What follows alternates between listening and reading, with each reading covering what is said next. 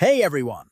Welcome back to the channel. In today's video, we'll guide you step by step on how to buy a gift card directly from the Roblox app using your Android phone. Whether it's a surprise for a friend or a gift for yourself, this guide will make the process super easy. Open the Roblox app on your Android phone. Tap on More located at the bottom right corner of the screen.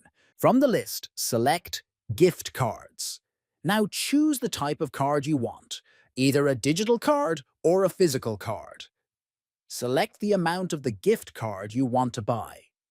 Next, choose whether the card is for me or for a friend. If it's for a friend, enter your name, and a message to include with the gift. Tap on Add to Cart. Review your order summary to make sure everything looks correct. Tap on Checkout. Choose your payment method, either PayPal or a credit card. Agree to the terms by checking the box, then tap Place My Order. And that's it!